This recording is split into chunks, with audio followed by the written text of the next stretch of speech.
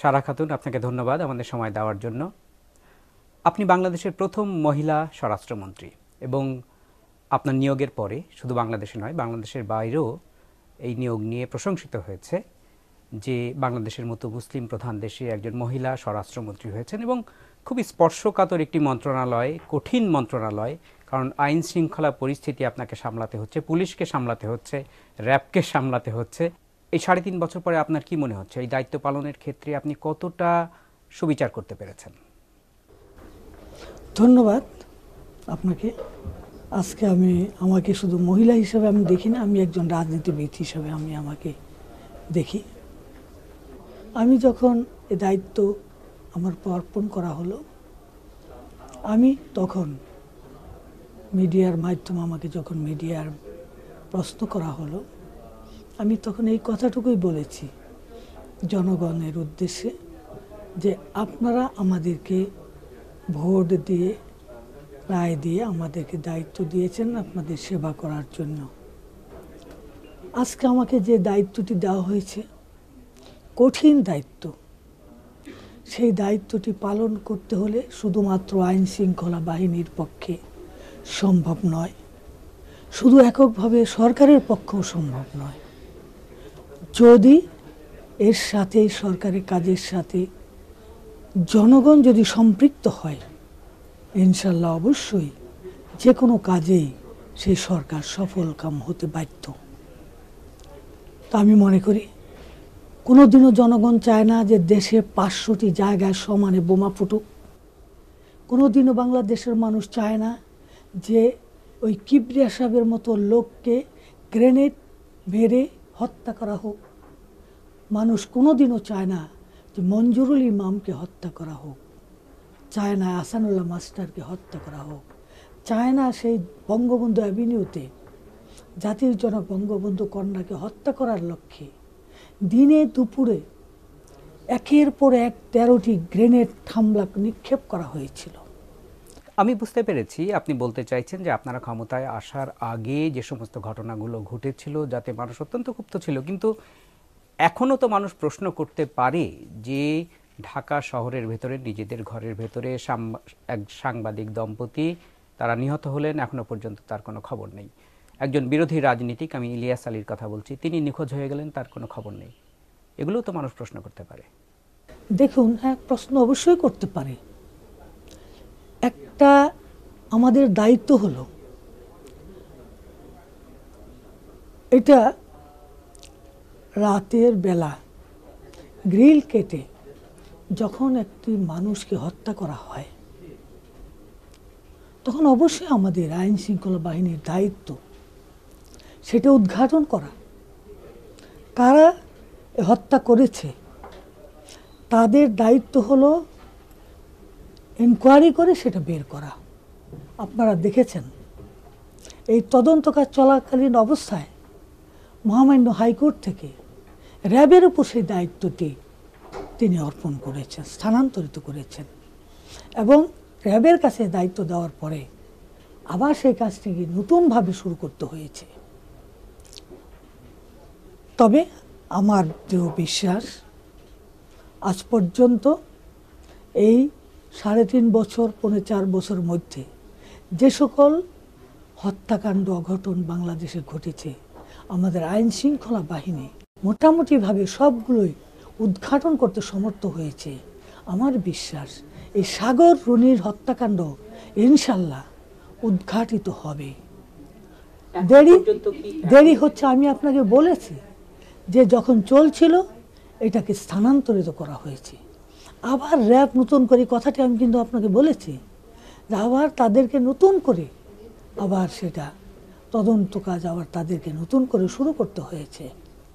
এবং আমি এটাও বলছি, বারবার বলছি যে ইনশাল্লাহ এই সাগর রুনির হত্যাকাণ্ড আমাদের আইন শৃঙ্খলা বাহিনী তারা যেভাবে কাজ করছে বিগত ৩.৫ বছর, ৪ বছর ধরে আমি যেভাবে তাদেরকে দেখেছি, আমার সরকার যেভাবে দেখছে, আমি নিশ্চিত যে এই সাগর রুনির হত্যাকাণ্ড আমরা অবশ্যই উদ্ঘাটিত করবই করবো ইনশাল্লাহ। মানুষের প্রশ্ন হচ্ছে যে সেটা কতদিন লাগবে, কারণ এইটা কোনো একটা জিনিস, একটা হত্যাকাণ্ড, কতদিন এটা পাওয়া যাবে এটা সঠিক করে কোনোদিন বলা যায় না।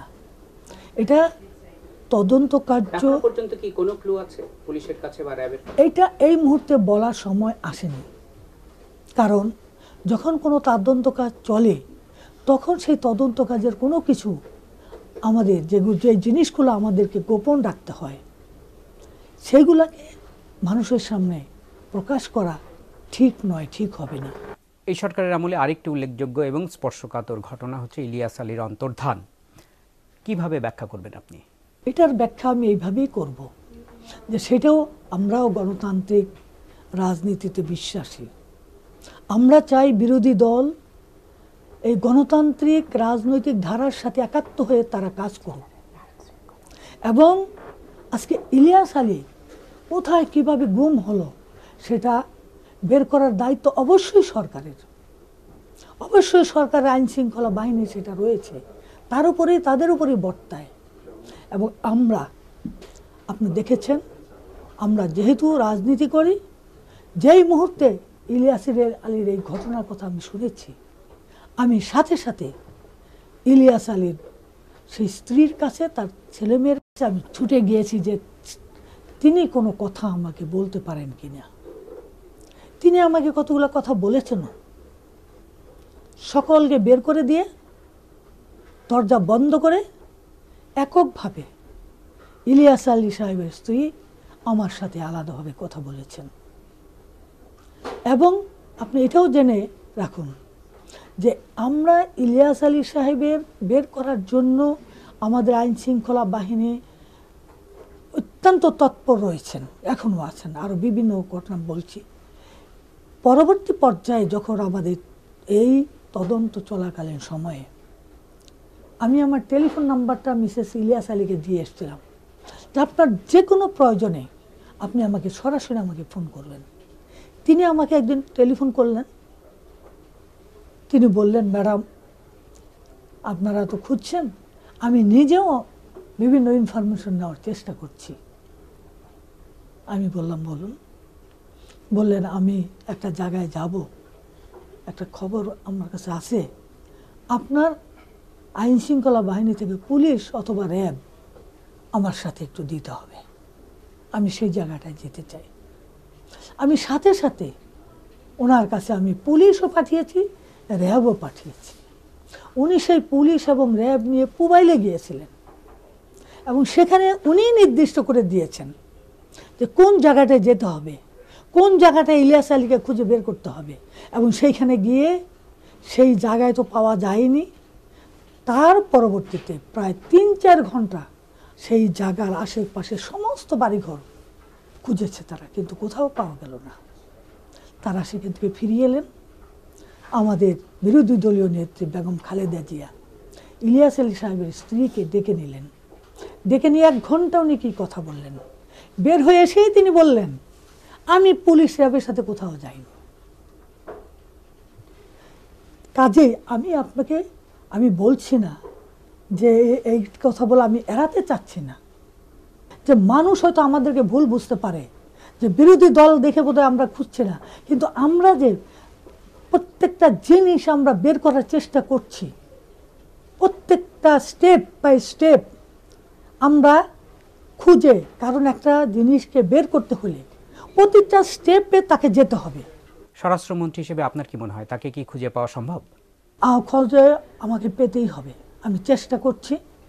আমাদের আইন শৃঙ্খলা বাহিনী তৎপর রয়েছেন তাকে খুঁজে বের করার জন্য, আমাদের চেষ্টা চলবে, অব্যাহত আছে। তো এই 3.5 বছর সময়ে আমার মনে হয় যে মন্ত্রী হিসাবে আপনার কাছে বোধহয় সবচেয়ে চ্যালেঞ্জিং ছিল বিডিআর বিদ্রোহের ঘটনা। আপনি কি মনে করেন? সেটা তো অবশ্যই, কারণ আমাদের সরকারের 2 মাস না হতেই এই ঘটনাটি ঘটানো হয়েছে। আপনি কি সে সময় আতঙ্কিত হয়েছিলেন? আপনার কি একবারও মনে হয়েছিল যে আপনি যদি স্বরাষ্ট্রমন্ত্রী না হতেন তাহলে এতটা চাপ, এতটা উদ্বেগে আপনাকে থাকতে হতো না? না, এটা আমি কোনোদিন ভাবিনি, কারণ কাউকে না কাউকে যে কোনো কাজের ভার তাকে নিতেই হবে। আমার ওপর যেহেতু এই ভারটি ছিল, যখনই সকালবেলা যেই মুহূর্তে আমার কানে এসেছে। আমি সাথে সাথে মাননীয় প্রধানমন্ত্রীর বাসভবন আমি চলে গিয়েছি এবং আতঙ্কিত, এটা আতঙ্কিত বলুন, বিচলিত বলুন, আমরা চেষ্টা করেছি, আমরা ভেবেছি তখন যে এরকম একটা ঘটনায় যদি এটা ছড়িয়ে পড়ে তাহলে এই দেশের একটা অন্যরকম একটা পরিস্থিতি উদ্ভব হতে পারে। সেটা মাননীয় প্রধানমন্ত্রী তার সেই বিচক্ষণতা, দক্ষতা দিয়ে তিনি সেটাকে ট্যাকল করেছেন এবং তিনি আমাকে সেই বিডিআরের, যেহেতু বিডিআর আমারই আন্ডারে, স্বরাষ্ট্রমন্ত্রীর আন্ডারে, এবং তাদেরকে সেই আর্মস সারেন্ডার করার জন্য তিনি আমাকেই পাঠিয়েছিলেন। আমি সেখানে রাত 12টা থেকে 5টা পর্যন্ত ওই বিডিআরের ভিতরে ছিলাম। আমি প্রায় 10-12টা ফ্যামিলিকে উদ্ধার করে আমি বাইরে নিয়ে এসেছিলাম এবং আপনারা জানেন সেটা সেখানে অনেক রক্তপাত হয়েছে, অনেক প্রাণ হারিয়েছে, যেটা নাকি আমরা কোনোদিনও আশা করিনি। সারা খাতুন, আপনি একজন রাজনীতিবিদ, মানুষের অধিকারের জন্য আপনি রাস্তায় আন্দোলন করেছেন, একই সাথে আপনি একজন আইনজীবী, আপনি মানুষের অধিকারের জন্য আদালতেও লড়াই করেছেন। কিন্তু একটা বিষয় আপনি নিশ্চয়ই স্বীকার করবেন যে গত 10 বছর ধরে বাংলাদেশে যে বিষয়টি নিয়ে দেশে এবং বিদেশে প্রচণ্ড সমালোচনা হচ্ছে তা হচ্ছে আইন বহির্ভূত হত্যাকাণ্ড। আপনাদের নির্বাচনের আগে আপনারা এই বিষয়ে নানা কথা বলেছেন, বিভিন্ন জায়গায় নানা প্রতিশ্রুতি দিয়েছেন, কিন্তু দেখা গেল আপনারা ক্ষমতায় আসার পরেও সেই একই ঘটনা ঘটেছে। তো এটাকে আপনি, এবং আপনাকে শোনা গেছে যে আপনি র্যাবের পক্ষে কথা বলছেন, র্যাবের ব্যাখ্যা যেটা দিচ্ছে র্যাব তার পক্ষে কথা বলছেন। আপনি কি মন্ত্রী হিসাবে সেটাকে সমর্থন করেছেন নাকি আপনি বিশ্বাস করেছেন বলে সে কথা বলেছেন? সব সময় সত্যকে সত্য বলেই আমি প্রকাশ করি, বিশ্বাস করি। আমার রাজনীতি আমি এই সত্যকে দিয়েই আমি শুরু করেছি। আমি রাজনীতি শুরু করছি অত্যন্ত ছোটোবেলা থেকে, প্যান্ট ফ্রক পরা অবস্থা থেকে, এবং আজকে সেই স্বচ্ছতার সাথে আমি রাজনীতি করেছি। আজকে আমাকে উপরে যে দায়িত্ব দিয়েছেন সেই দায়িত্ব আমি অত্যন্ত স্বচ্ছতার সাথে পালন করার চেষ্টা চালিয়ে যাচ্ছি।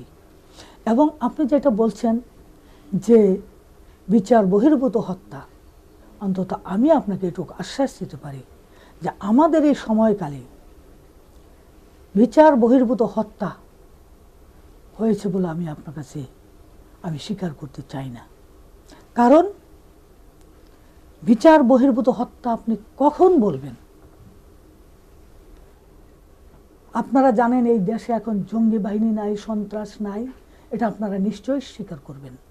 এবং বিভিন্ন জায়গায় জঙ্গির আকড়া বিভিন্ন জায়গায় ধরা হচ্ছে, সন্ত্রাসীদের বিভিন্ন জায়গায় ধরা হচ্ছে, এবং এই সন্ত্রাসীদের ধরতে গিয়ে আমাদের আইন শৃঙ্খলা বাহিনী যখন সেখানে যাচ্ছে ধরার জন্য, তখন সেখান থেকে তারা যে কোনোভাবেই হোক জেনে, আমার কথাটা শেষ করতে দিন না, আমার কথাটা শেষ করতে দিন, এবং যখন জেনে ফেলে এবং জেনে যদি তাদের প্রতি গুলি নিক্ষেপ করে, তখন আমি আপনার কাছে প্রশ্ন করতে চাই, তখন আমাদের ওই আইন শৃঙ্খলা বাহিনী ওই সন্ত্রাসের গুলি দাঁড়িয়ে দাঁড়িয়ে গুলি খাবে কিনা, নাকি তার সেই আত্মরক্ষার জন্য তাকে গুলি করার অধিকার রয়েছে? এই প্রশ্নটা আমি আপনার কাছে করতে চাই। এই ব্যাখ্যাটা তো এখন মানুষ বিশ্বাস করে না। মানুষ বিশ্বাস করে না কে বলছে?